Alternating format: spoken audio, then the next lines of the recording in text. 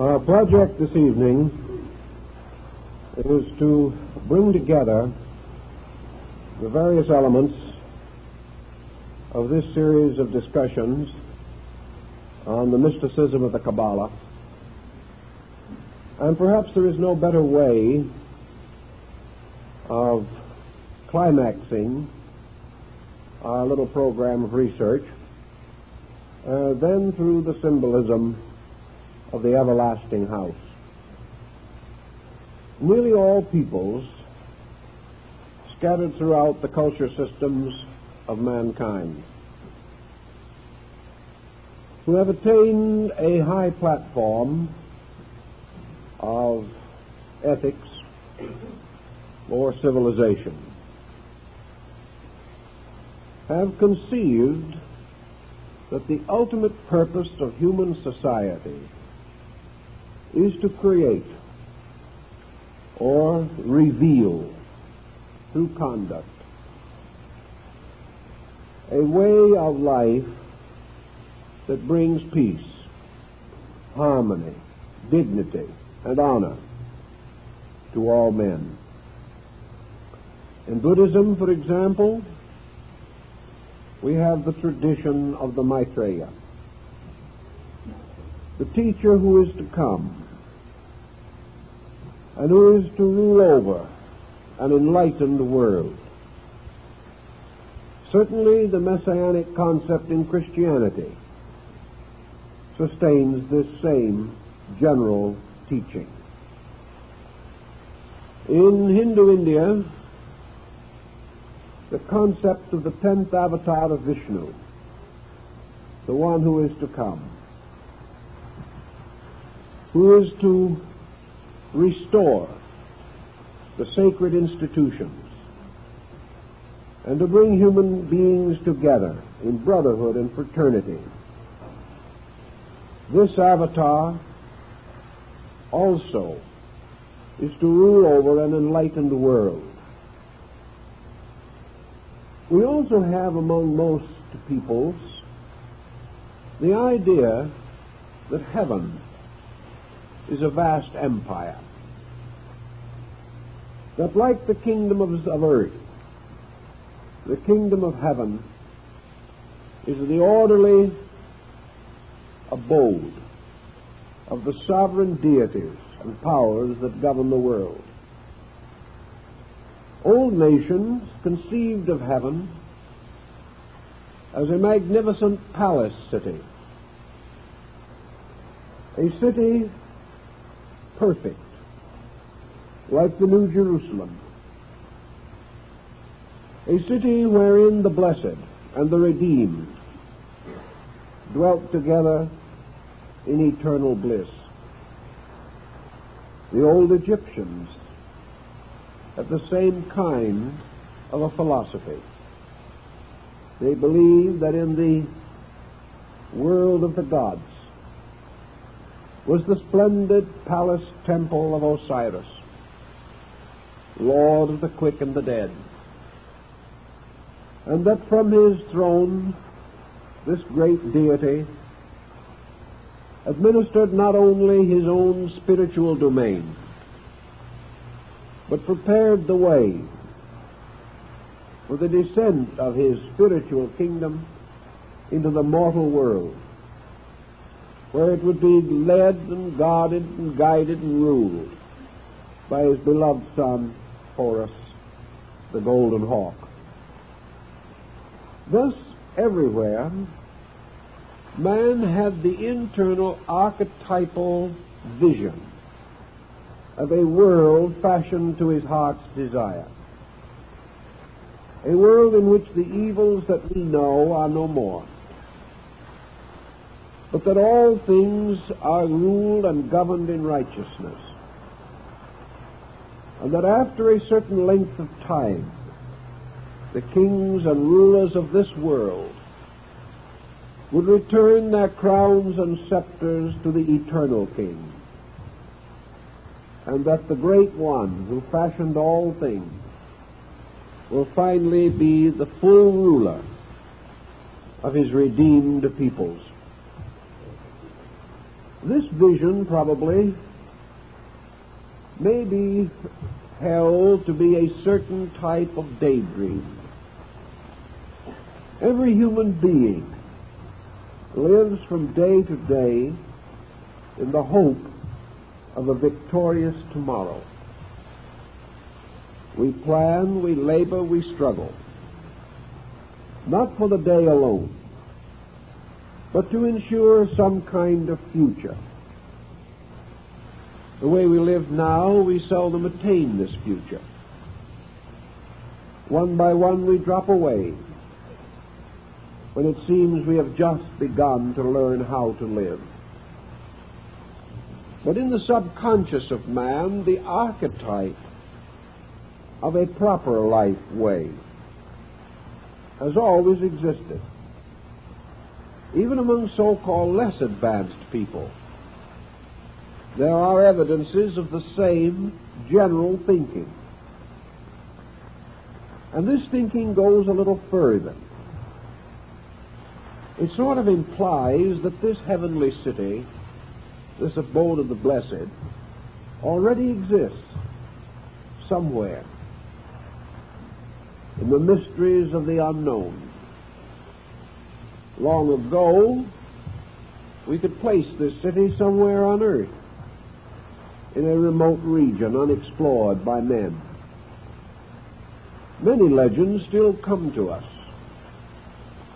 of mysterious spiritual centers in the wide expanse of the Trans-Himavat, or perhaps beyond the Tibetan desert of Gobi. Exploration, however, has forced this concept further and further from a material acceptance.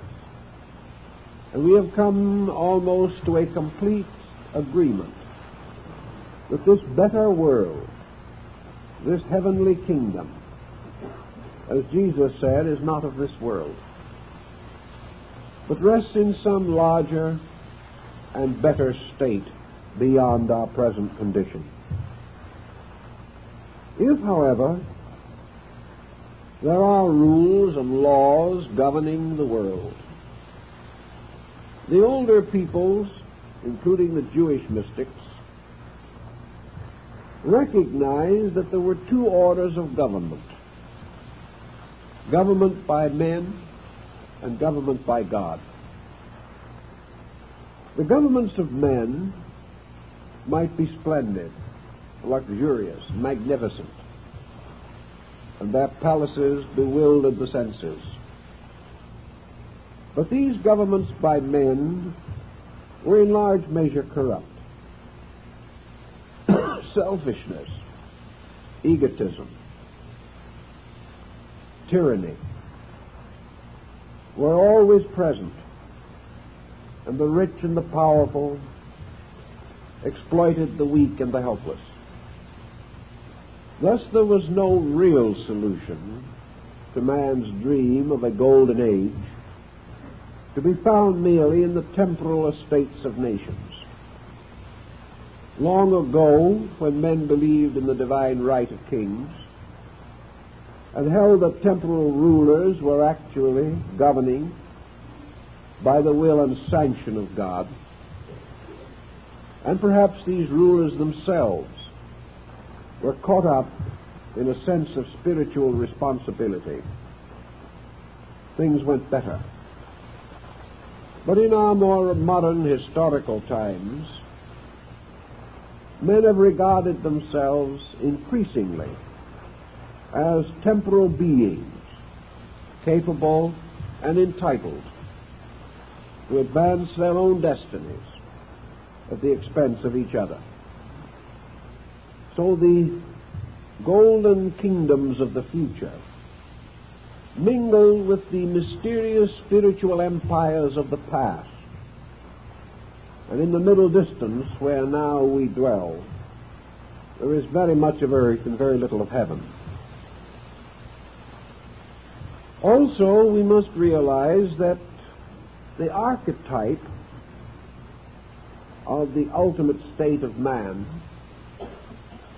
was strangely related to this mysterious experience of man's origin. If the future is to become increasingly better, the remote past was also better.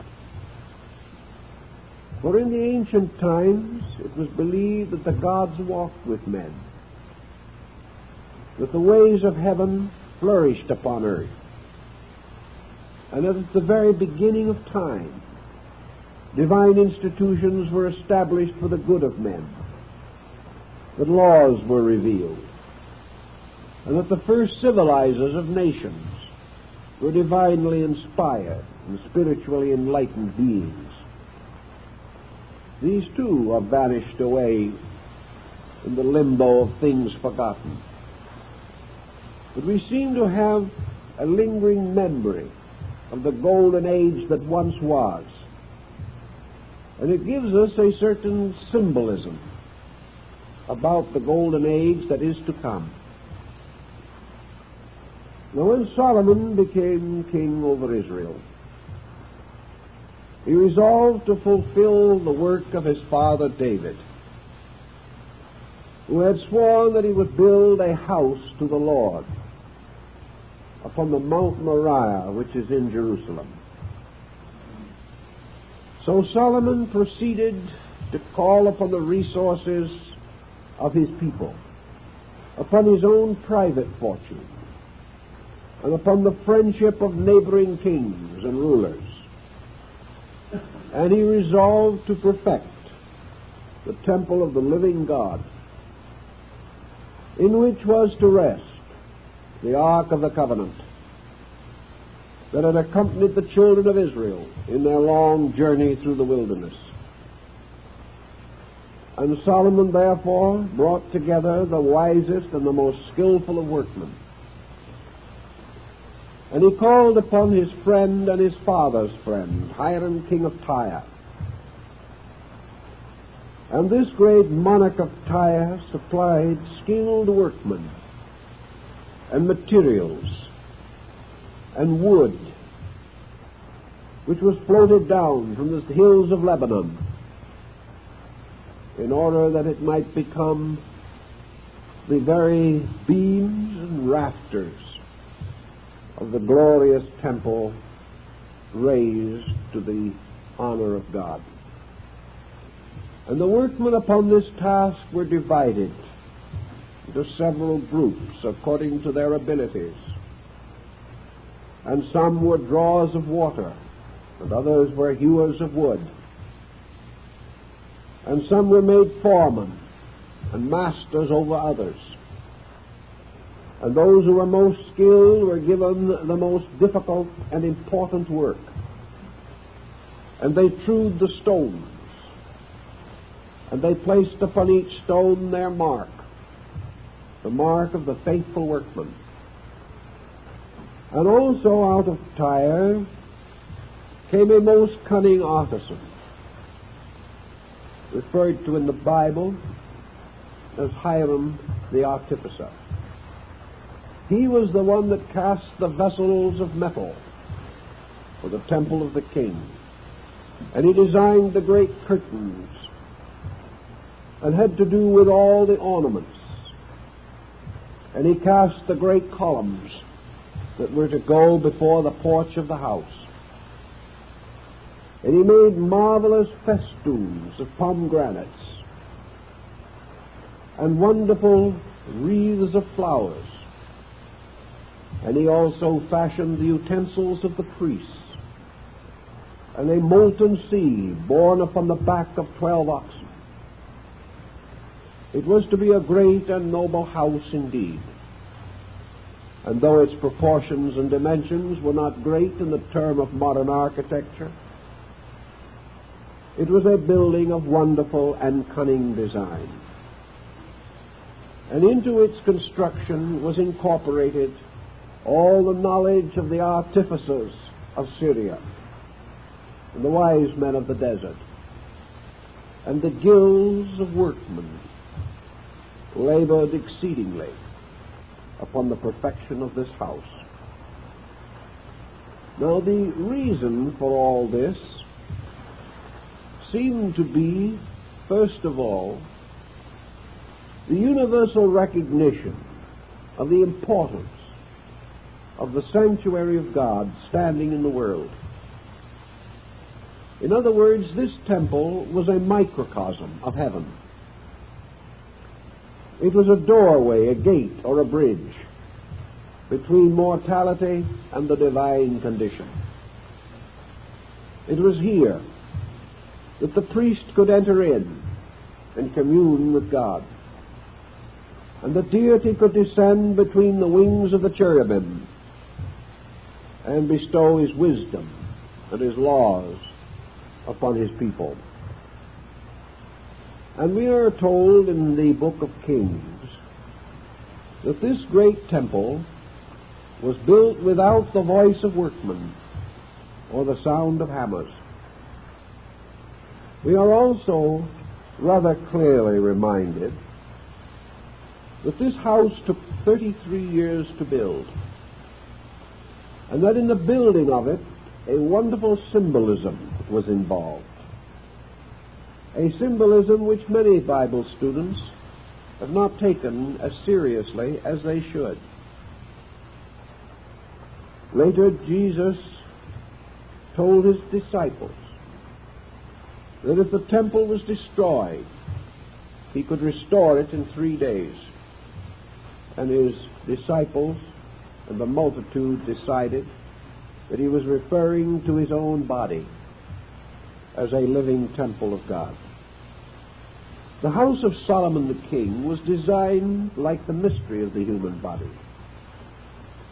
It represented a shrine or sanctuary fashioned in the likeness of man, and all its instruments and vessels were parts of man's own structure, as was also the original, the temple in the wilderness, from which the design was basically derived.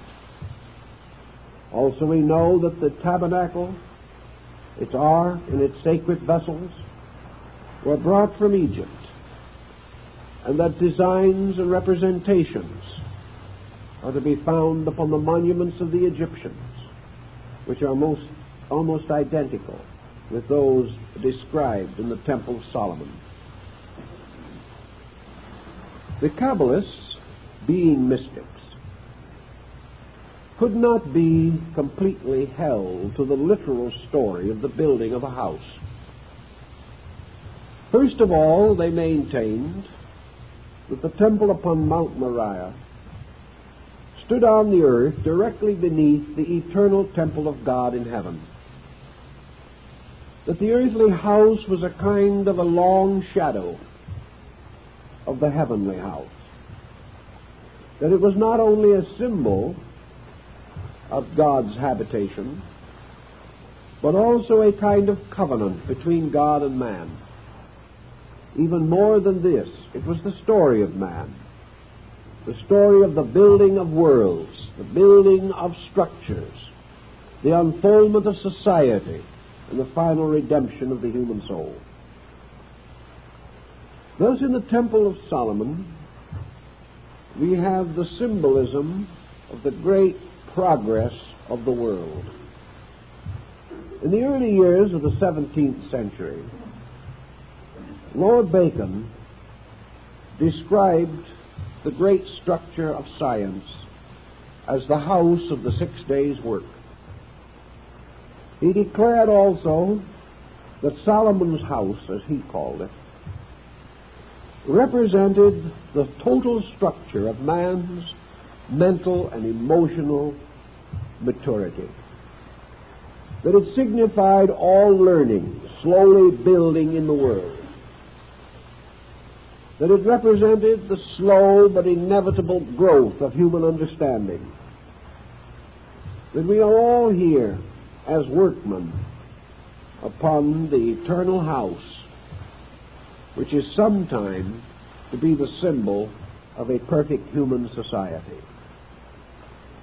Thus the Temple of Solomon, with all its workmen, with its wonderful plans and designs, its arts and its ornamentations, can represent the universe itself, built by the orders and hierarchs of heaven. And it can also represent this mysterious, invisible universe, the universe of human consciousness, the universe which man himself is fashioning through the growing and unfolding powers of his own faculties. And it is in this direction that the mind of Kabbalism penetrated most deeply. And to understand their thinking, we must go back with them a little way and study the minds and the thoughts of these old scholars and rabbins who sought to interpret what they regarded to be the divine destiny for man. According to the old instruction, and certainly the temple itself and the manner of its building sustains the belief, there actually exists upon earth only one humanity. Broadly, to this one humanity can be given the name, the chosen people. Chosen not by self-election, but by the election of heaven. That the tribes of Israel represent mysteriously all peoples. For these 12 tribes, with their affinity for the signs of the zodiac, do definitely represent the entire order of life that is born under the 12 signs, divided into tribes, each with certain attributes and qualities and characteristics. And from these tribes were chosen the artificers, the workers.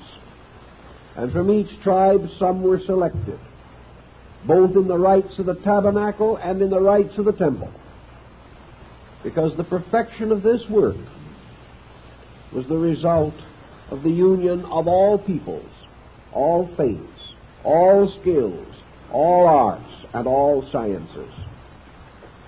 Now, it was quite obvious to the medieval Kabbalists that arts and sciences as we know them today are not united, that each is an isolated course to which men have dedicated their minds and their hearts. The artist does not understand the musician. The musician does not understand the biologist. The architect may have very little sympathy for the astronomer, except perhaps some basic sense of mathematical kinship. All of the branches of learning are strangely divided, as though they have been cursed at the time of the Tower of Babel. Everywhere human beings are striving to advance, not only themselves, but their causes. Great institutions rise. Great organizations are created. And our cities stand as monuments to tremendous ingenuity, industry, sacrifice, and death. Yet with all this tremendous labor, we have not achieved a sense of brotherhood. We have not sensed that we are all working together for the glory of the everlasting house. Thus, in mysticism, the effort was made to give human beings this sense of central consciousness, this sense of one destiny, that all forms of knowledge, separate and divided, are but the fragments of knowledge, that when we separate, we kill, and most of all, in separating, we kill unity, which is the power of oneness. As we break up knowledge into many brackets, our ignorance increases. For we become skillful in some things and totally unknowing about other things. As our general perspective narrows, our ability to live well as persons is also injured. We find we lack balance, we lack breadth of interest, we lack tolerance, understanding, sympathies. And little by little, our specializations and our limitations close in upon us. The old Kabbalist pointed out that one thing we must some way regain, and that is not only the vision of our unity, but the vision of our united purpose.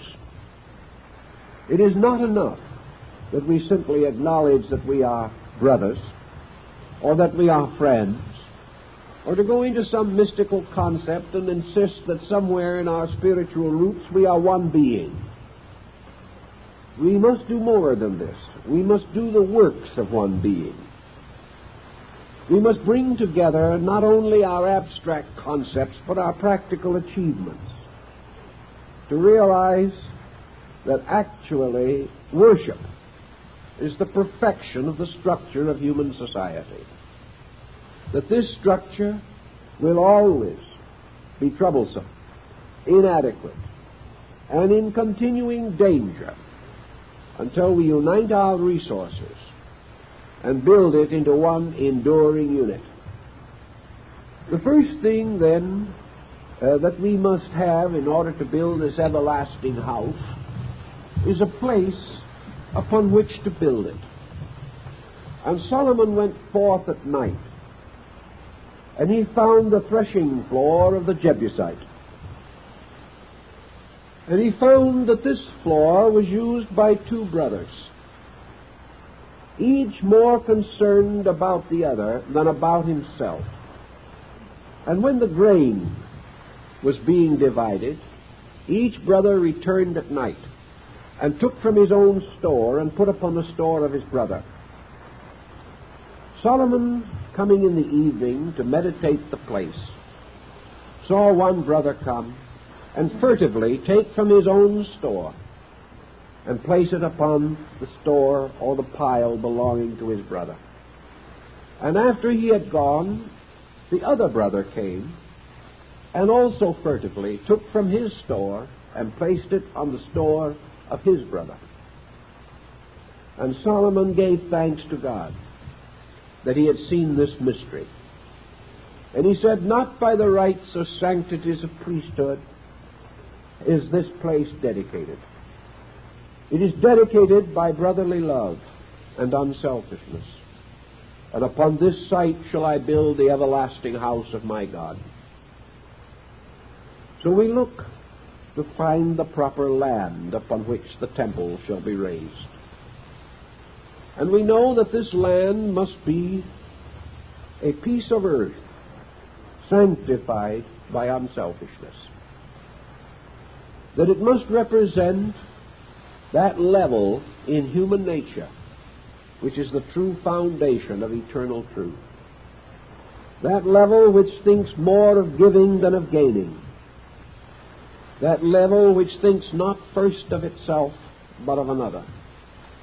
For it is upon this sincerity alone, this rock Moriah, that the house must stand which cannot be swept away.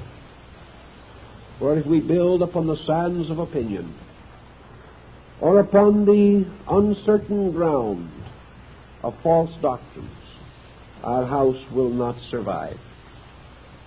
But Solomon felt that God had showed him the way, and he left this instruction to his son, to forever remember that wherever men of their own accord and in secret and with no hope of gain or reward do most sincerely and honorably and most unselfishly serve each other out of the love and understanding in their own hearts. Wherever this occurs, this land is sacred. Wherever this occurs, this house is set aside to the service of the living God, whose name be praised. So perhaps in our own thinking, we can have some idea of how we must go about the building of the universal temple. Certainly it must stand upon the ground of unselfishness. It must stand upon the earth of insight. It must be erected upon the solid foundation of man's virtue, his understanding, his consecration. For if it is not so built, it is not built according to the law. And if it is not built according to the law, the living God will not dwell therein.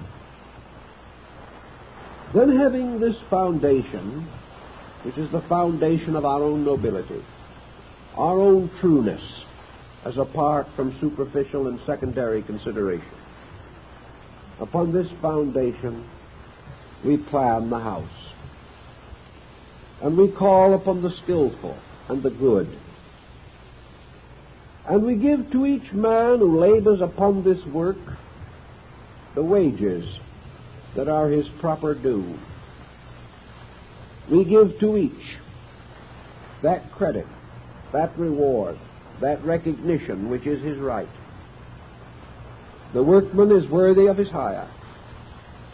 And in this labor, each man is rewarded according to the skill which he possesses, according to the virtue which he has attained, according to the discipline which he has imposed upon himself. So in the building of this house, we must call upon all the skills of mankind. We must call not only upon those skills which arise from crafts and arts and trades, but the skills of professions and of sciences and of religions. We must call upon all, that each may in its own way make its contribution. For if in this house any part of man is neglected, if in the building of this temple any craft or science is not present, the house will not be perfect. For in this house there must be gathered together the roots and streams of all knowing. And we must realize that it is only when this is accomplished that a strange and wonderful impregnation takes place. For it is this union which is the resurrection of truth. Truth broken, divided, and destroyed, taken apart as were the robes of the Messiah when the soldiers cast lots for his garment. All these divided procedures, all these fragments are in themselves lifeless until they are fitted together to make one living thing. And it was the opinion of the ancient magicians, mystics, that all these so-called dead things, imperfect in themselves, when they were brought together and formed into a cunning pattern, that this pattern suddenly became alive, and that in the perfection of work it is ensouled by its own spiritual unity. It is no longer a mass of rock. It is no longer castings and weavings and adornments. It is one thing. It is the everlasting house. It is the house which goes on because the causes of death are no more. Each workman who labored upon this house was entitled to mark his stone. But each workman also was given a design and a plan. And each labored with the full realization that his success depended upon his keeping the rules of his own plan, and others also doing likewise. If he cut his stone too small, it would not fit in. If it was too large, it would not join with its neighbors. If he departed from the instructions and fashioned it according to his own delight, it fitted nowhere. This is the law of architecture, that the great result, the harmonious pattern, arises from a lawfulness. Each workman duly and properly instructed and consecrated to the fulfillment of that instruction. And when his stone was exactly the shape and size that was demanded of the space, then he might mark it, and he would receive his wages as a true and faithful workman. and he would receive honor. But most of all, he would know that when he gazed upon the finished building, it could not have been quite so perfect had his stone not been there. This was the cult of the Dionysian artificers, the great Syrian order of builders who worshiped God through architecture. And this was the meaning and symbolism of architecture, that it represented a way by which men came to understand the disciplines of cooperation, that great projects come from men working together, that if all work together, the labor is sweet, and all will live to see the glory of their work. For it is said that in the building of the temple of Solomon the king, the joy of the workmen, the consecration under which they labored, and the dedication which motivated their conduct, these were so great that during the whole course of the building, not one laborer sickened or died, and that every man who labored upon that house lived to see its perfection. Now, obviously, this is symbolical. But what does the symbolism mean? It means definitely and certainly that in the building of the universal plan of things, those who labor with the foundations shall live to see the glory of the finished work. The old Pharisees advanced the doctrine of rebirth. They said that only by this law of Gilgulim could these things be achieved. But they were achieved, in the symbolism at least. So we watch around us in the world today as our medieval ancestors did in their time, and we perceive a wonder which sometimes perhaps we are thoughtless about, taking too much for granted. We observe the marvelous increase of the glory of knowledge. We perceive the skills which are developing that man has never known before. And in our hearts and minds we realize how easily this great gathering force of insight could be dedicated to a project worthy of itself. We wonder sometimes how so small and insignificant a creature as man so deserves the wonderful faculties and powers with which he has been endowed. These endowments are given to him because he is a workman. At the time of the building of Solomon's house, it is said there were only 3 men who knew the complete plan.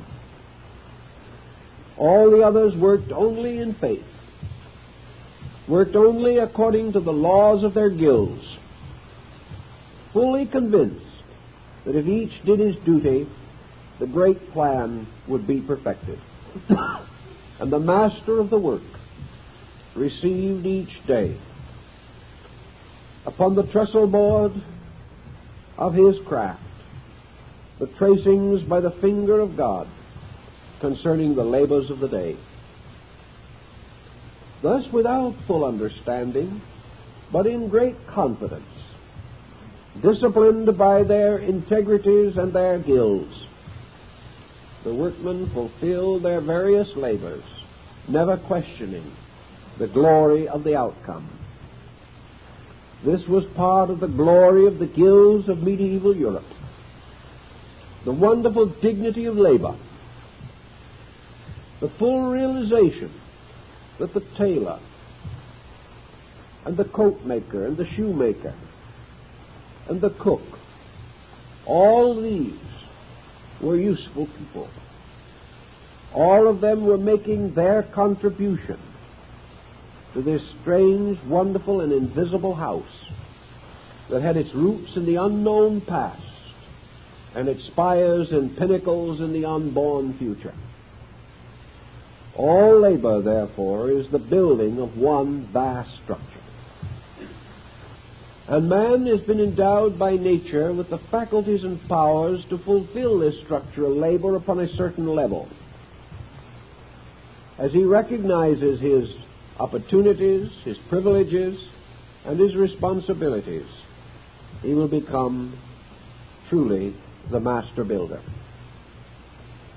So in the concept of this, we had a great social, ethical pressure. We had a program for human conduct. Religion suddenly became vitalized.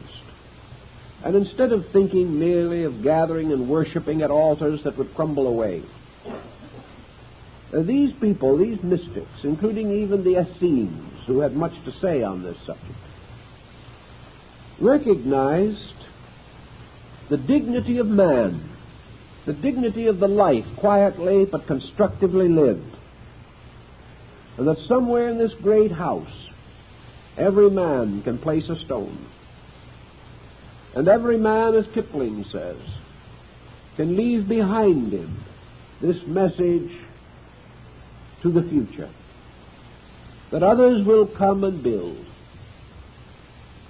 but they will realize that the past has also known, that the old stones indicate the faith of days gone by, standing firm and strong for the next footings to be raised thereon. This moral concept tied architecture to ethics. It tied the science and arts of building with the great spiritual and moral problem of human existence.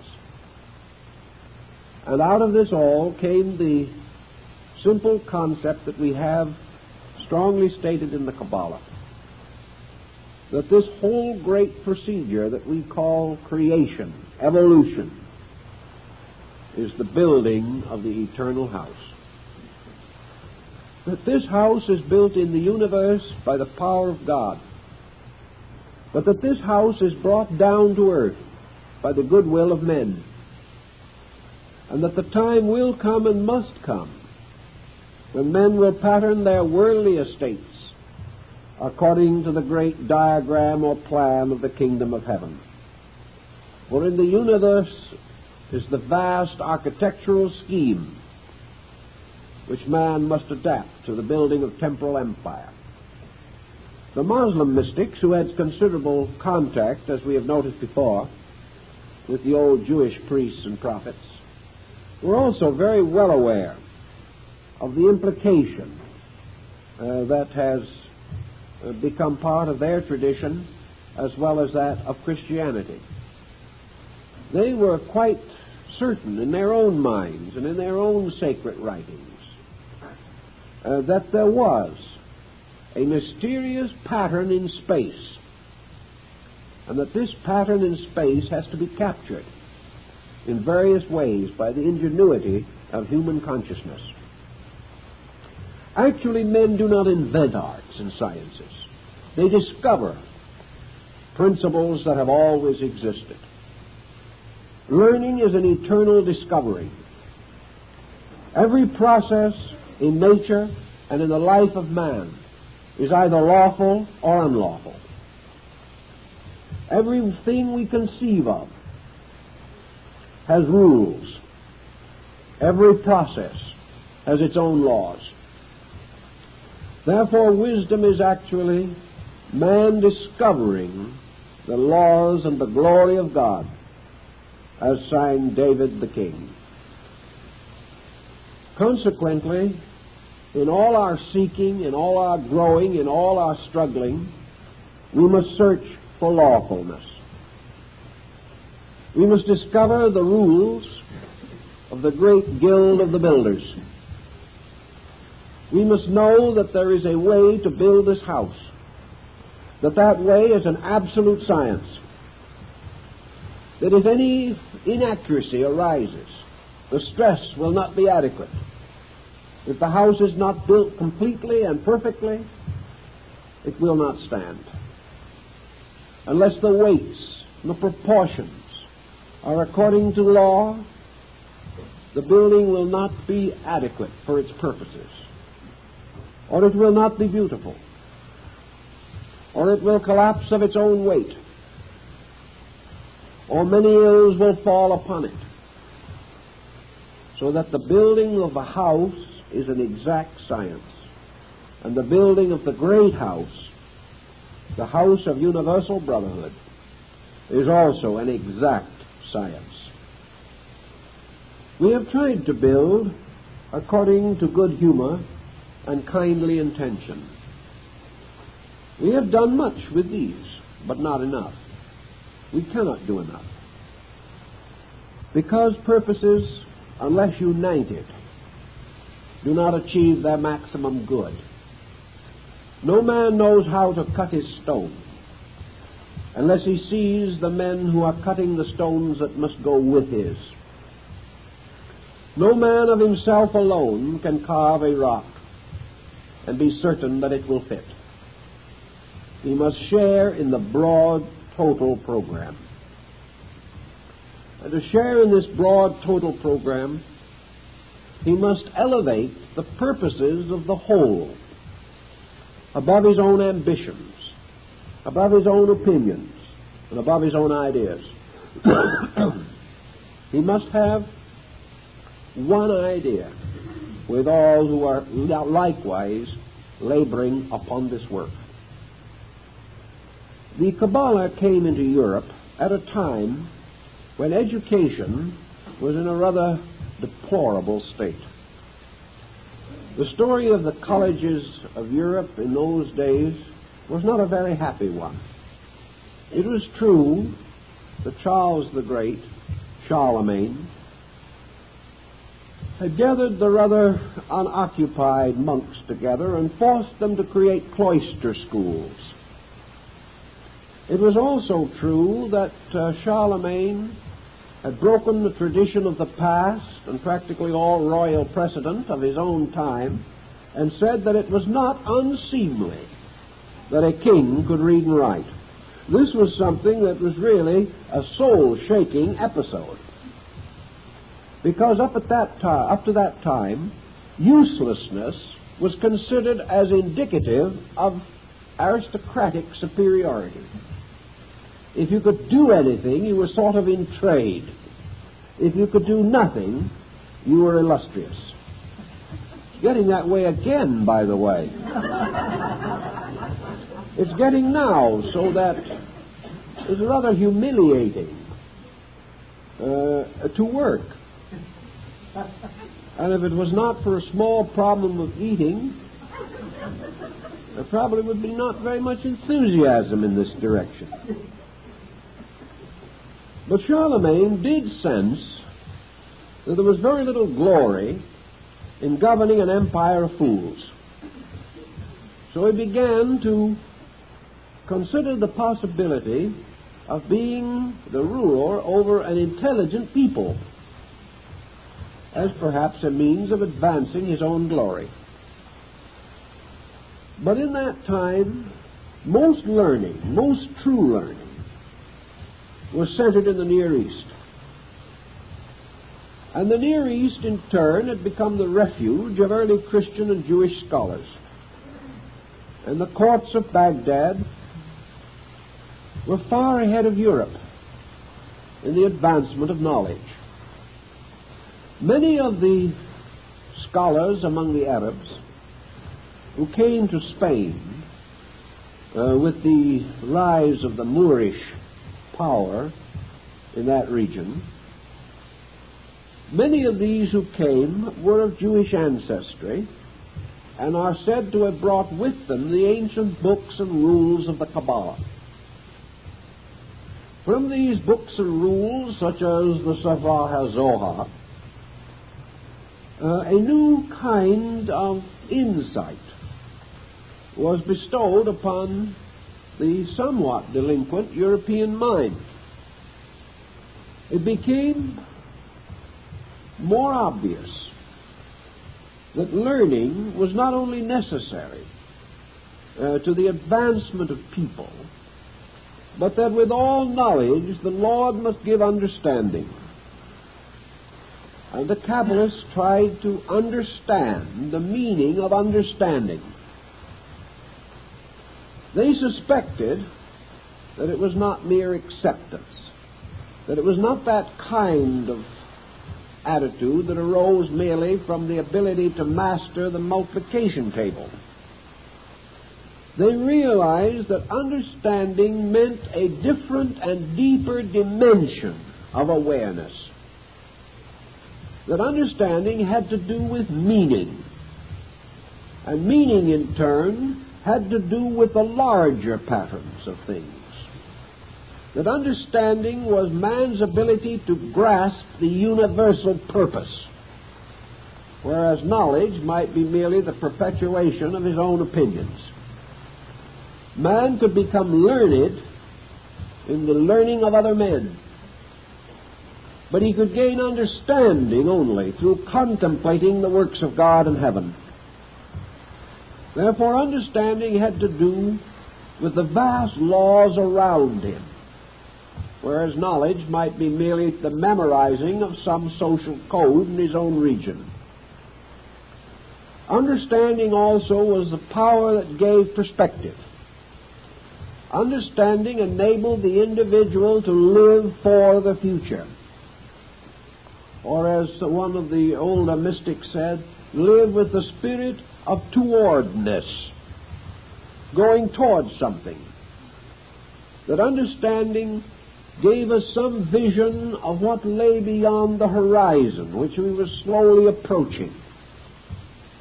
And also understanding was this mysterious energy in us that made us decide to reach that horizon, even though the journey was difficult, and we might suspect that when we came to the end, it would only be the beginning of another journey. So understanding was the power that Solomon asked God to bestow upon him. And it was this understanding which inspired the great pattern of the building of the universal house.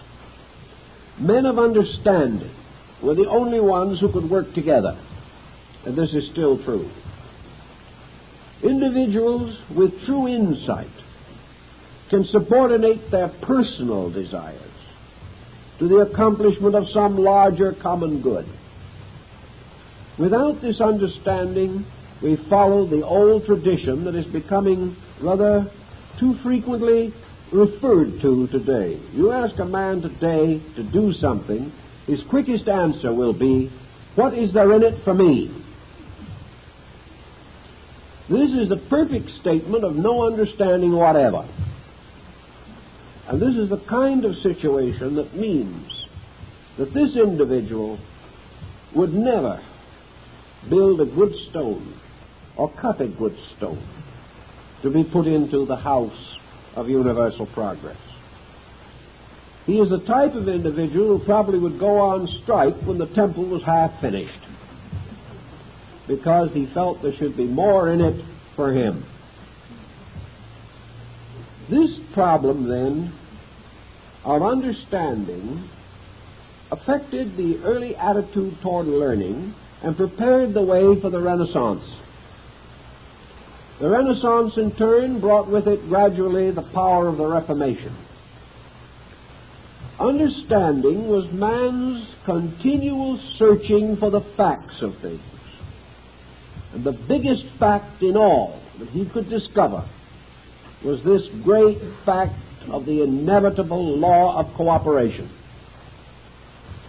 To achieve any worthwhile end, men must work together, cheerfully and wisely, lovingly and unselfishly, not for their own good, but for the common good, not for their own glory, but for the glory of the Lord.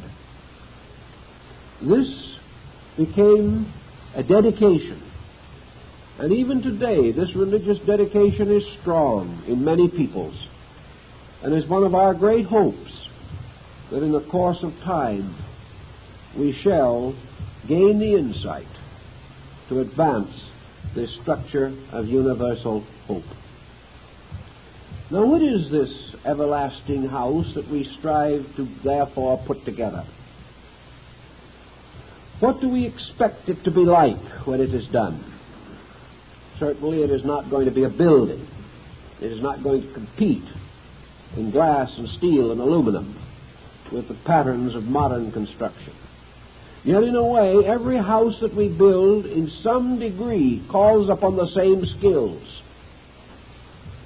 and calls upon the same fraternity of efforts, but the motives are different. Yet even with different motives, the same methodology must be used, because there is no other, and for lack of it the house will fall. But this house that we are seeking to build changes its definition with the changing of our times. Back in the 15th century, one old mystic, who was also, by the way, a Kabbalist, declared that the everlasting house would ultimately take the form of a university. This was a good idea at a time when everybody hoped that they might get to go to school sometime. There wasn't any very great assurance of it, but their great dream and hope was that sometime they could read and write. Therefore, we had the vision of the New Jerusalem, the universal city of the future, as a place where everybody could go to school. In other regions, this house of the future, this wonderful temple of Pansophic wisdom, was to be a place where everybody could get a square meal. This held inducement for a long time, because it represented the idea of the end of hunger, the end of want, the end of that privation which has always sat so heavily upon the multitudes of the world. We have a little of this today. We have a little of both of these lines of thought. In many parts of the world, the future to these people does mean education, the building of a great schoolhouse in their own land. To others, it does mean a house in which there will be no hunger, that indeed, that it will be a house of bread. Then there were others who got a little further along in the 17th century. The utopians, like Campanella and his City of the Sun, had the idea and the vision that in this wonderful city, this new world, there would be a certain democratic state of affairs. The people would share, that profit would not be so desperately important, that it would be the pride of the city that it had no poor, that all would labor together and share equally. Some of the old colonists came over to this country to try that, but it didn't work so well. Some folks still found a way of doing nothing and being paid for it. Of course, they didn't have the skill we have in that direction now, but they were willing to learn. Also, these utopians dreamed of a righteous kind of government. As one of them expressed it, the ultimate form of human administration. The Islamic mystic said, look in yourself, look in your own heart, for this is the beginning of sanctuary. And within your own consciousness is the secret garden of your hope. Here each individual, perhaps sometimes under a bit of neurosis, creates an imaginary world, a world of the dreams of things as he would like them to be. And if we could know all these dreams, we might be rather surprised, for most of them would be very much alike. In our hearts, we all dream of the same things. But we are unable to transform these dreams into activities of conduct. We have been hurt. We have been offended. We have been frustrated. So we nurse our dreams in secret. Yet under analysis, under scientific consideration, the beauties that we hold dear are much alike in all peoples, and they all have something to do with the building of a world of peace. I think all nations and all faiths of importance in the world today have the common vision of the end of war, the creation of peace. Even our stoutest adversaries, in the secrecy of themselves, realize that only peace can heal up the wounds that have afflicted the world since the beginning. We have known this, but we have not been able to make it work. We have not yet been able to bind men's purposes together. We have not been able to overcome the instinct of competition and to create in its place a consciousness of cooperation. If religion has failed, at least to now, to really achieve this end, it rather means that faith, as we know it, has not been strong enough to overcome selfishness. But in the process of the moment, there seems to be a stronger weapon rising, and that is man's consummate fear. Today, man fears tragedy far more intensely than ever in the past has he hoped for good. Today, it is becoming increasingly obvious that this better way of life must either find its place among us, or we may not be able to survive at all. This is a serious thought.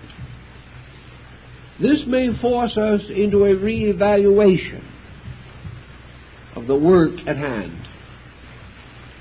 And if a certain stress, strain, or crisis achieves this end, it is worth its passing cost. For the answer remains as it has always been, that we must either understand or suffer. Perhaps out of the tremendousness of our need, and out of the stronger facilities that we now possess for estimating the magnitudes of things, we shall have new incentives for cooperation and understanding. It will be sad if these incentives have to be negative. But even though they may start negative, ultimately their own rewards will restore their positive equilibrium. For as we perceive the practical workings of constructiveness, we can no longer deny its right or deny its supremacy in our affairs. Now, there have been some who have attempted to visualize the utopia of the future. You all remember Bellamy's Looking Backwards, a rather strange name because it was really looking forwards. But man, even a man like Bellamy, could not quite escape the binding patterns of contemporary things. Ignatius Donnelly and Caesar's Column attempted the same thing, but with only mediocre success. These men could not know the changes that were to follow their own lives by 25 or 50 years. They could not sense the magnitudes of world motion in the last 50 years. But in all, utopians in general realize that what we call a perfect state today must be actually a world state. The only foundation big enough for the everlasting house is the whole planet. Its tessellated floor must be the earth,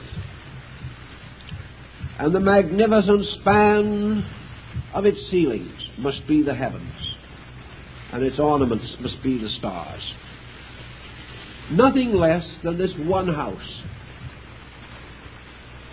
nothing less than this one world, built over the ashes of many worlds, can meet the challenge of our present consciousness. This does not mean that we want to have a world of conformists. This does not mean that all who can build this house must have only one thought and one mind. But it does mean that each must have as a common denominator with all the others the great thought in the divine mind.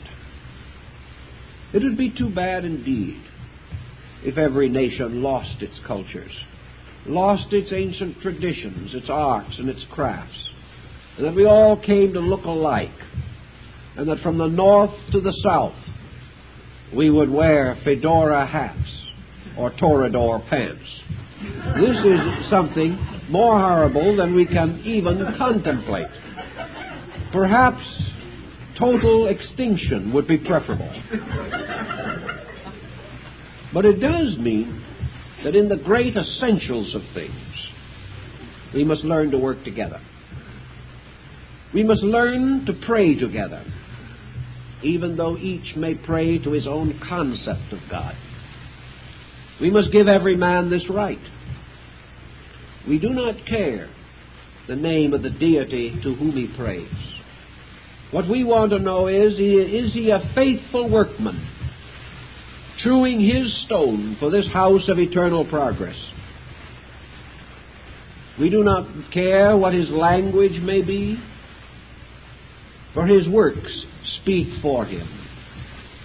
And if they do not speak, his language fails in any event.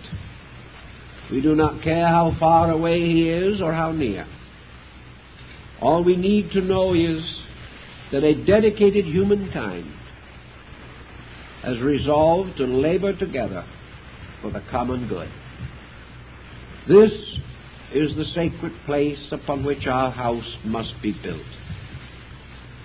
And of course the early Christians were of the opinion that it was quite possible that this new Jerusalem would descend upon the stony, rocky crest of Golgotha, that it was upon bleak Calvary, upon which the Messiah died, that the new temple of everlasting truth would be built.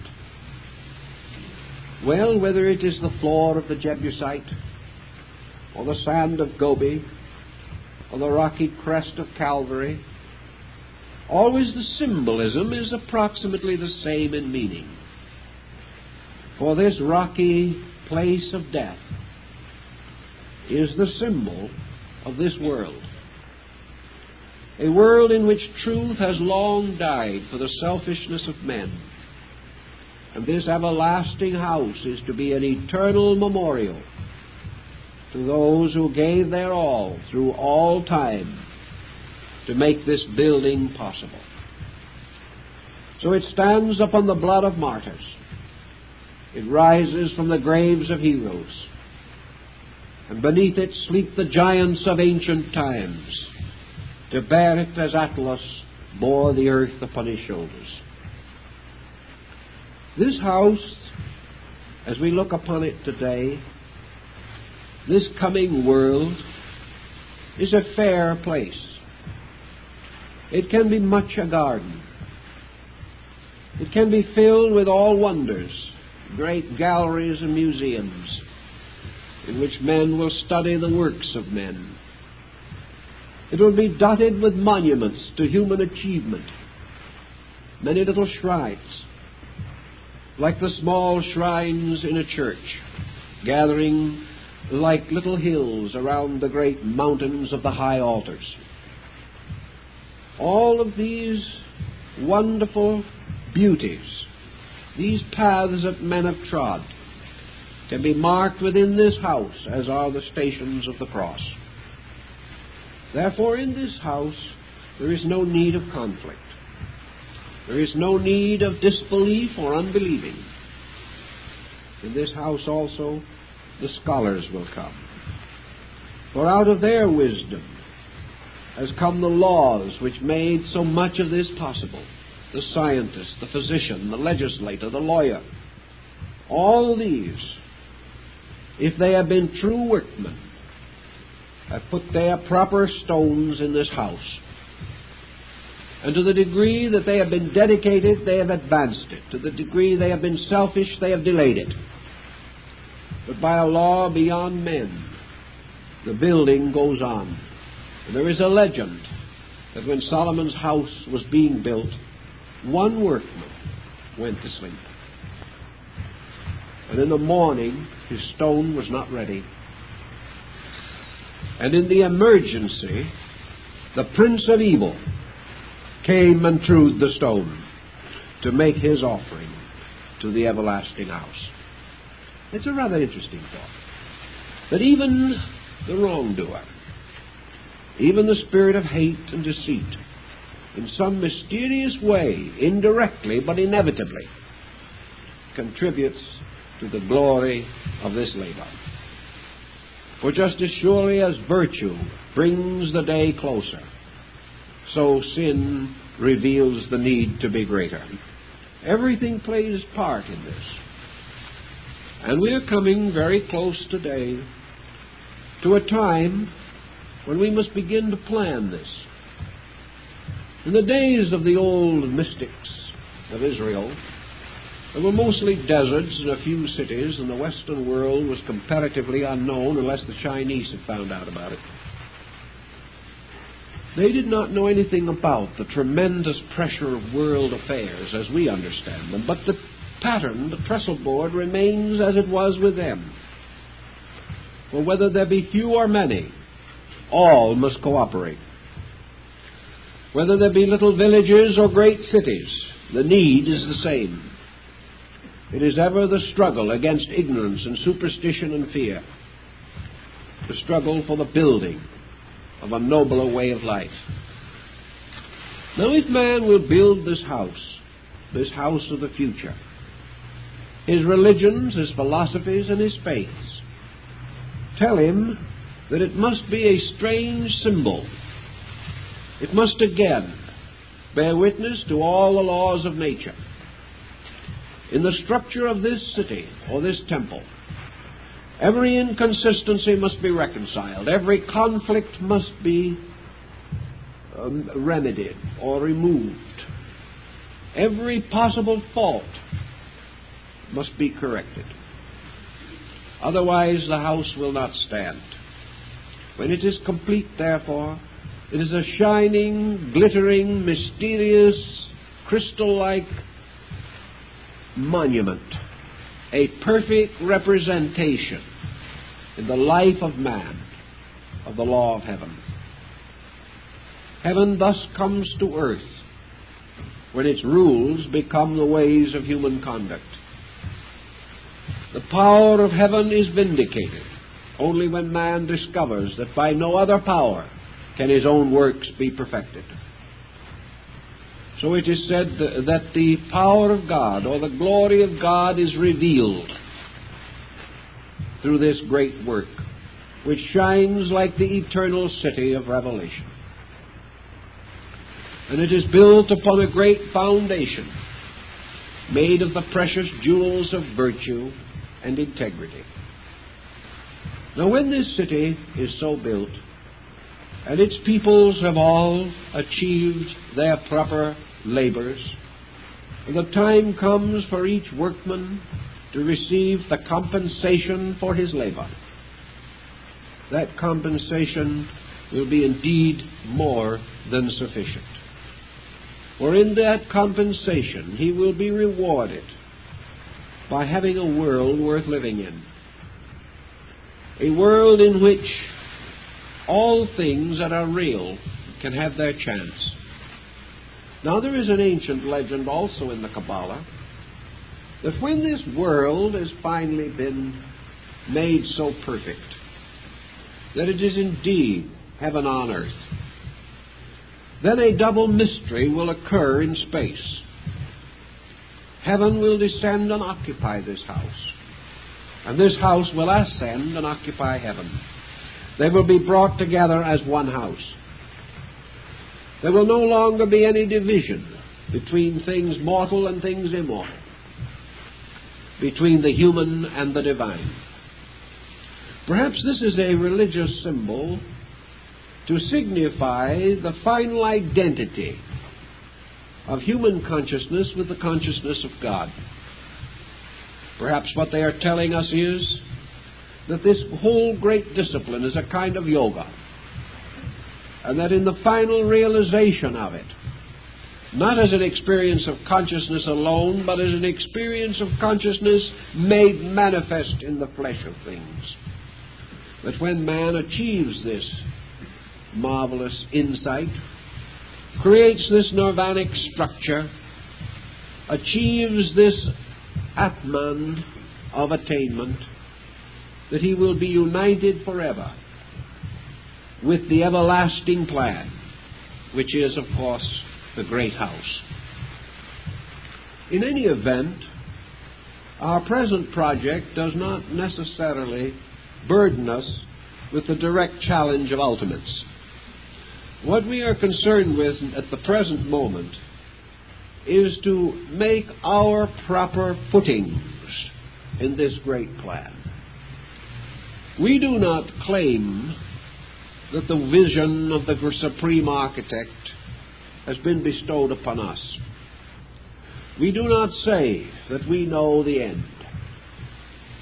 All that we know is that we have been given certain skills and that we are confronted by certain unfinished work, that the great structure of universal life is as yet unfinished, that it is our right and privilege, therefore, to build upon the old footings only that which we can understand and know to do. We can make our contribution. We are not expected to finish it, but we are expected to leave it more advanced than we found it, certainly no worse. We are expected to have evidenced our sincerity by joining the builders of the past in passing on to the future a work further advanced in all of its essential parts. We do this same thing in the building of humanity itself. Human society is a great building.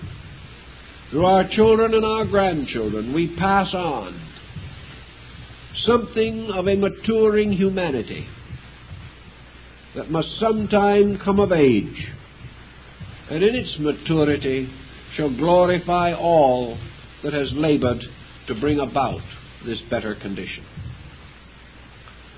Now, in the Christian mysteries, and to a measure also in the Jewish mysteries, because these were very closely related, particularly in their beginnings, there was a belief, a very strong belief, in a kind of spiritual magic,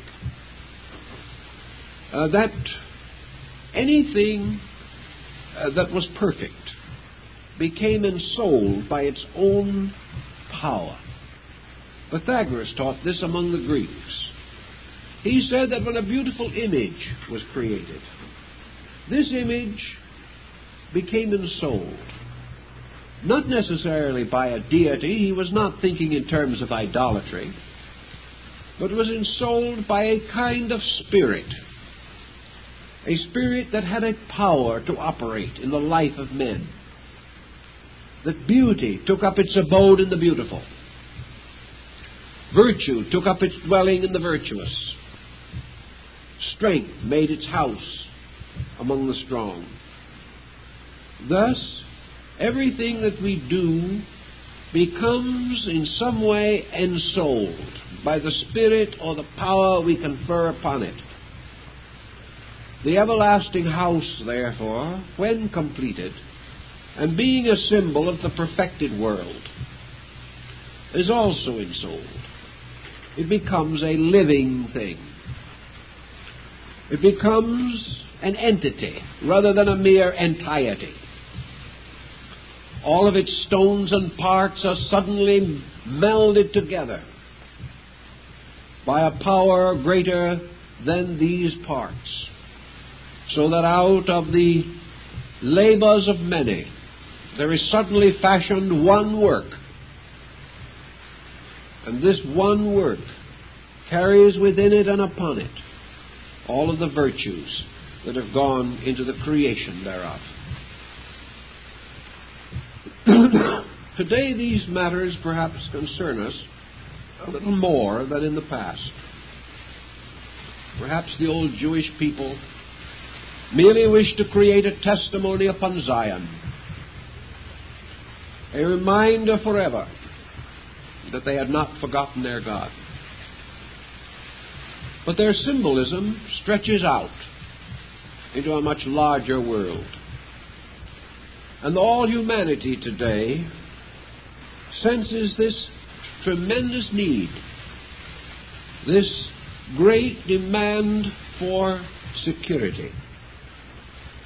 Though in the early rise of religious organizations, that land or ground which was set aside for the uses of religion was termed sanctified. And it was into sanctified ground that those came to rest who died firm in the doctrines of the faith. But this sanctified ground had other purposes and uses also. If those guilty of offense, of crime even, were able to reach the sanctuary of sanctified ground, they passed from the keeping of the law of men to the keeping of the law of God. Therefore, ancient religions, many of them, had what is called sanctuary. That land or ground so sanctified was not only for the use of the priests, but was a place where the tired, the sick, and the sinling could find at least temporary relief from the pressures of the world around them. To a measure also, this pertains to our thinking today. For if once we are able to sense the meaning of this divine house, this everlasting temple to the eternal, it will mean that the ground upon which it is built is also set apart as sanctuary, not only to receive the dead, but to protect the living. And when it comes to the protection of the living, there are many things for us to think about. For in our little man-made philosophy, we have often forgotten the God-made world. We have forgotten the divine right of flowers, the divine right of beasts.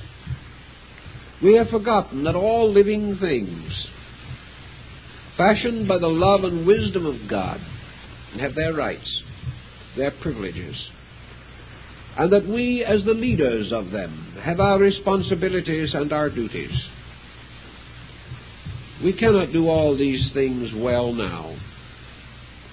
Not only is our vision not adequate, but our means may not always make it possible.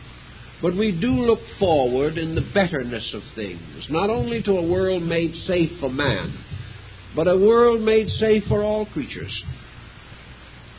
A world in which everything that belongs to God is preserved in the name of God. And we are now beginning to reach that degree of our insight and knowledge in which this is reasonably possible. Again, science moves in with strange possibilities for us to consider. If the present population explosions continue, most of the sources of food and supply which we depend upon today will be inadequate. Yet this does not necessarily mean that we will all die of starvation. It means we will reach out into new mediums. We may find entirely new concepts of nutrition. The automobile lifted a great horror from the horse, and we may lift one by one the burden from all other creatures that have often sacrificed themselves for our needs. This new way of life, this new world, this new condition of the future can be one which benefits, as it must and should, all creatures that exist within the domains of heaven. And earth is one of the suburbs of this eternal state. So little by little, progress is helping us to build a house. We have numerous setbacks because we are inadequate and selfish peoples. But we also see signs of the glory to come. We begin to sense that it will be possible for men to worship side by side. That little by little, holy wars will become only sad memories in the experience of the race. We begin to sense that men will all be able to go to school and will have what they need for survival. That opportunity will not be limited by birth or estate, but that we will be recognized more and more for our works, and not for these artificial boundaries by which we have previously estimated the privileges of each other. We see more and more also the possibility of the spreading of ideas through communication and transportation. We see distant and isolated places moving into their proper spots in this vast project of things. We also know that it is perfectly possible to stop war. We have not yet fully experienced the emergency, the true need of so doing, but we know that it can be done. We also know that it is perfectly possible to solve most of the social problems of mankind with fairness and equity to all. We know that if we expended the vast sums of money we are now variously wasting upon essential projects, that we could advance human health, human happiness, and human security as never before was regarded as possible. We know that we are gradually conquering the destitution of age, that by degrees we will help humanity to enjoy the full fruit of its labors in its older years. We also will be able to protect the needs of the young. Little by little, crime and pain and these other projects can be conquered. They will be conquered. But this in itself is only a motion towards something. This is not the end, but it indicates that the end is attainable.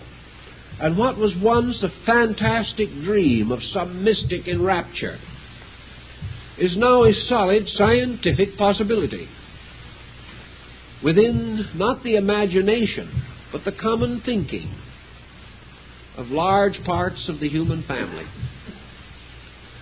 But with all this planning and all this plotting and all this scheming and all this considering, we have not yet fully recognized the essential overtones of a utopian state.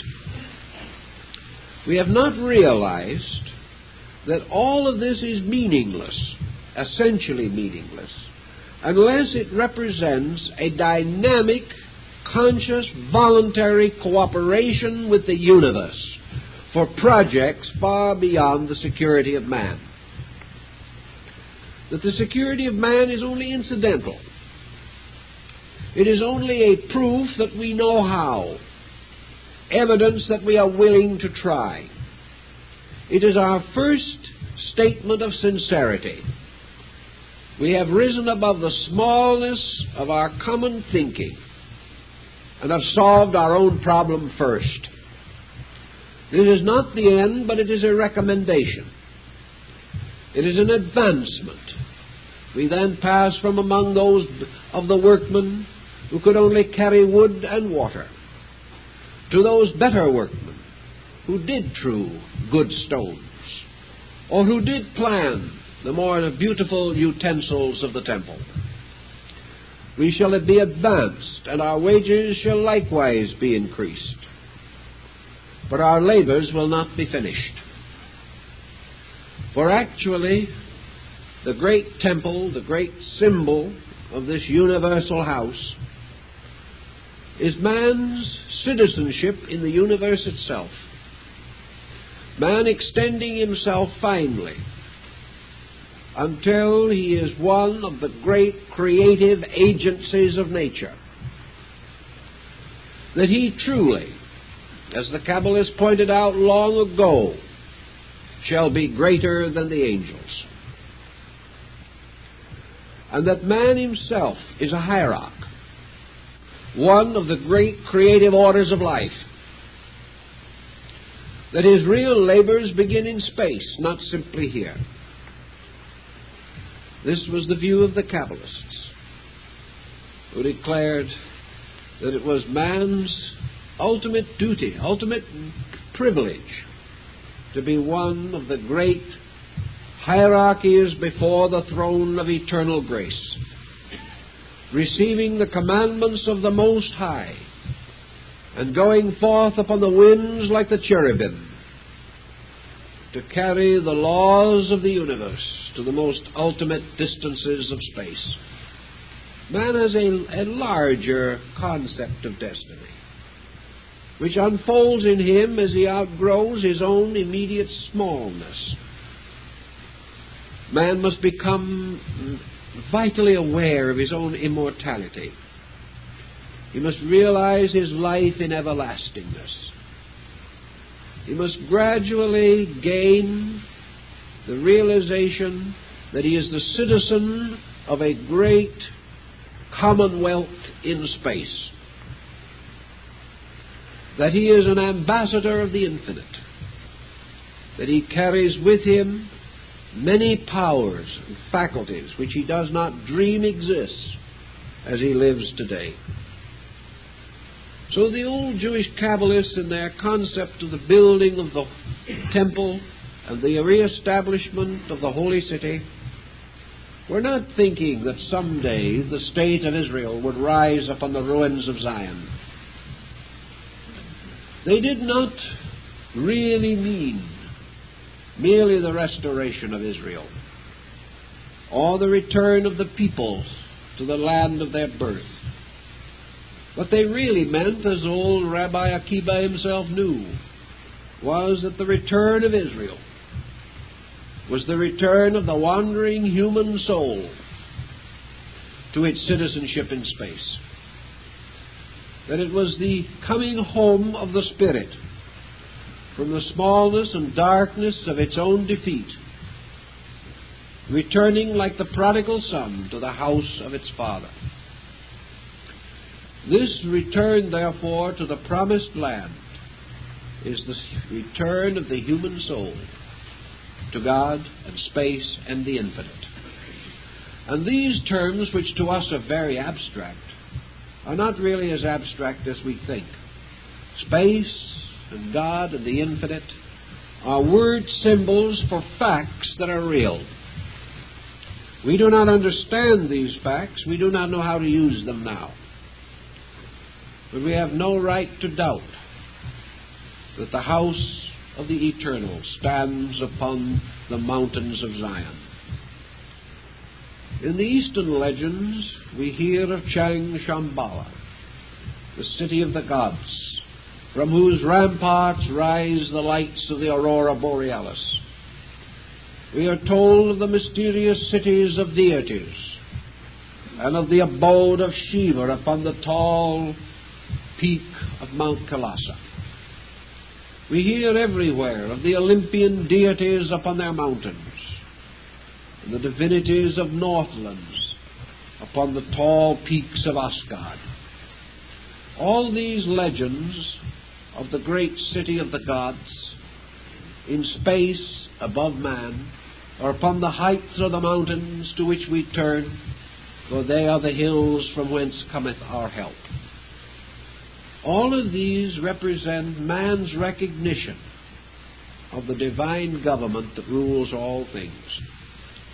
That there is this tremendous civilization extending in space. That every star is a temple. Every galaxy is a city. The Milky Way is a vast metropolis of worlds. There is an immense empire that we know not of. And somewhere in space is the capital city, the banner city of this great diffusion. Here rules supreme the powers that engender all things, that control all things. This vaster city, so-called, we do not understand. But we know that upon the pattern of it, our own ways must be built. Even an ordinary city of today can only exist because of an interrelationship of activities almost inconceivable to the private citizen. Have we ever wondered how milk comes to the city of New York? Have we ever wondered about the vast world and network of sewerage and utilities which must be present to keep a city alive? Have we ever realized as we go along in our daily activities, making use of labors of persons we know nothing of, how this tremendous unity and economy has to be sustained by a magnificent plan? And that if anything happens to this plan, even in an ordinary city, there is chaos, destruction, and death. How much more significant, then, is this city or empire of God? We are all using it, we are all living upon it, we are all dependent upon it. Yet we have so little concept of the magnificent organization of principles and energies by means of which our various activities are sustained. How is it then, as Lord Bacon says, that God must reveal himself by miracles? For his most common and ordinary works are most miraculous. Everywhere we see this organization, this tremendous plan. And the old mystics were convinced that this plan represented a broad program of government, that as the stars mingle their rays, so men must learn to live together, that every pattern in space is lawful and reasonable and proper, and man reaching out to understand how to rule his own affairs will find the answers in the broad unrolling scroll of life itself. So to them it was not difficult to imagine this world and empire, or space, a great country populated with a variety of creatures. It was not difficult for man to assume that he had been wandering in a long darkness, a darkness biological and anthropological, that for millions of years he has wandered through darkness, that he has gone through the desert of waiting as the children of Israel wandered in the wilderness. And at last, after what science may say is 100 million years or 1,000 million years, men led and guided by some force greater than themselves have come through. They have survived more disasters than we can ever count or know. They have lived through convulsions of nature that would confound us. They struggled on through a prehistoric world with beasts far stronger than themselves. And at last, out of this long struggle, mind was born.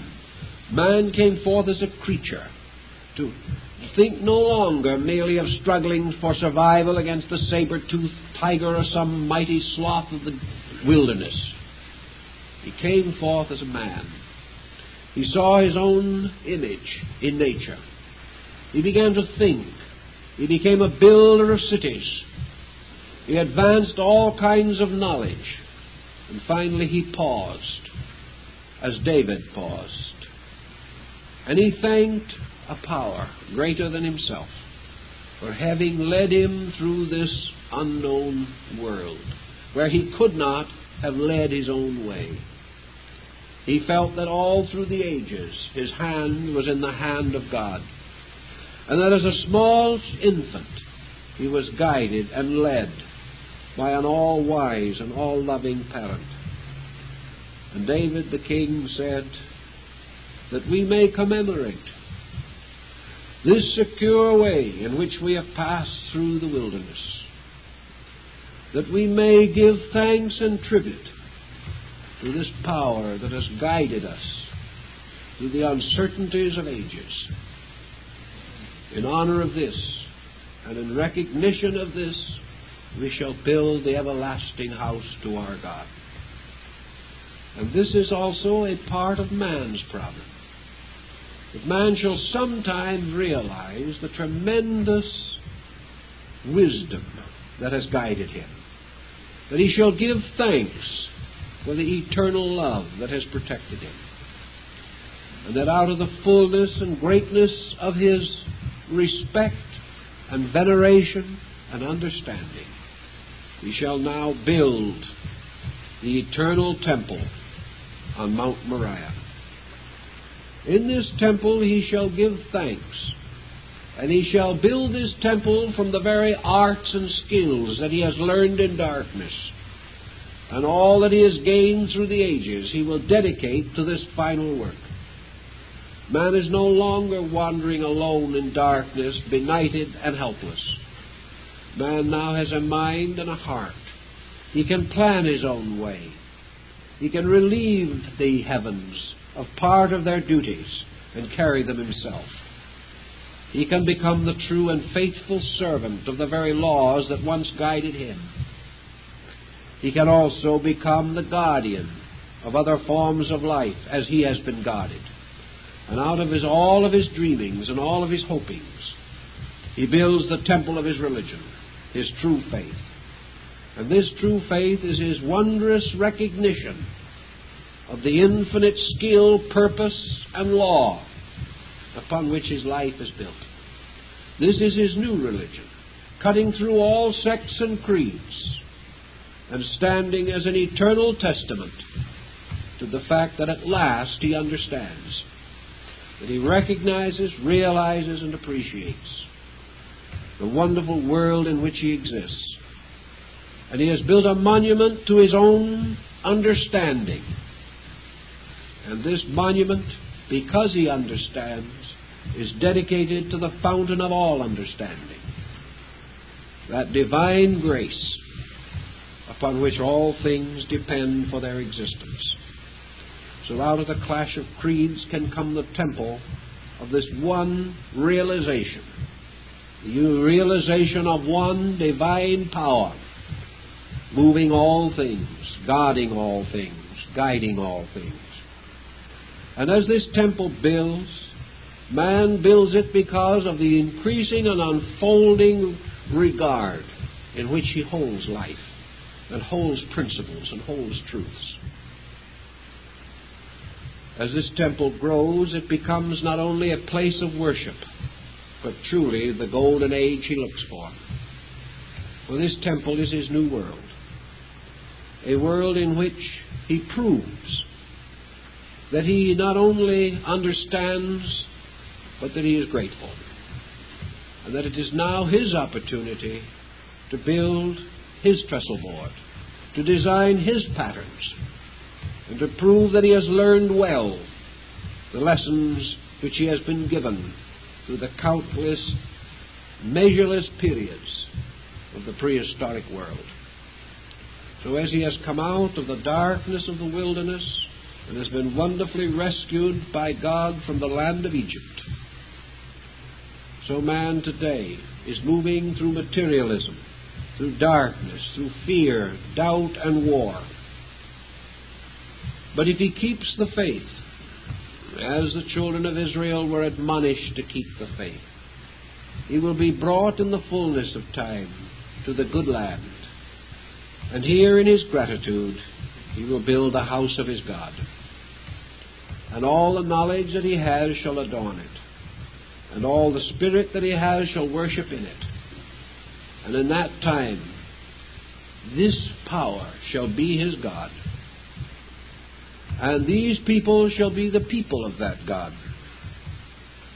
And they shall receive the testimony of the virtues they have achieved, and shall be seated forever upon the foundations of integrity. This was the old belief. It's not a bad one. Perhaps we would do better if we thought more about it than some of the little beliefs that have sort of captured our minds in recent times.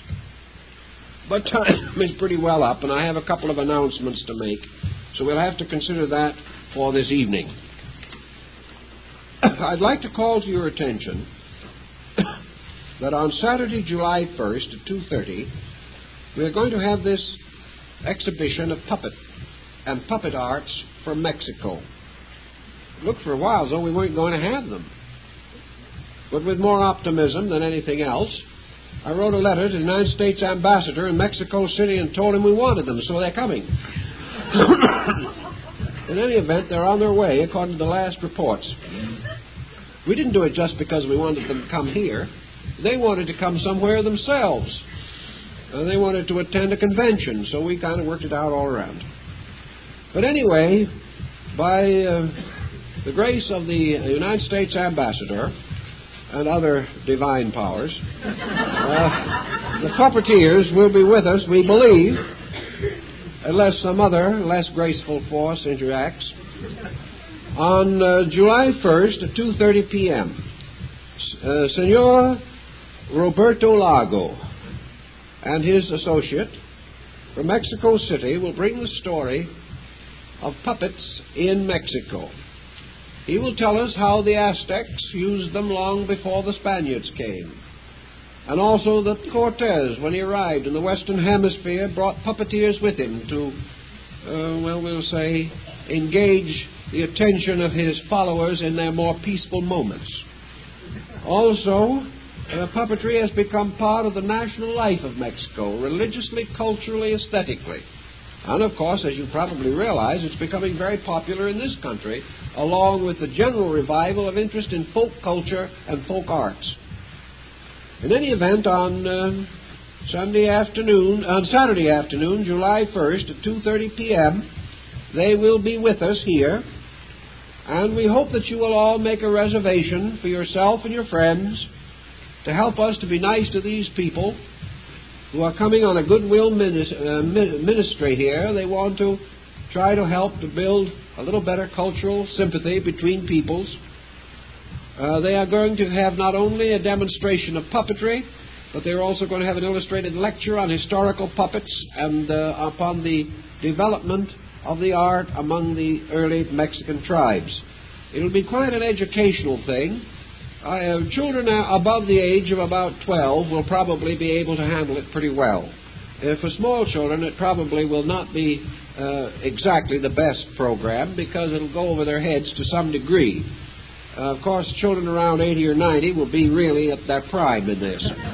But anyway, we hope that you will all come and bring friends and reserve tickets this evening if you can. I believe that we have a little notation on here. Yes. The admission is $1. Program lasts about an hour and a half, and it may be interesting to remember that on that Sunday, the following Sunday, we do not have a lecture, so it will not be necessary for you to make the 2 trips in 2 days to be here. We hope that you will seriously come and join in the story of these interesting puppets.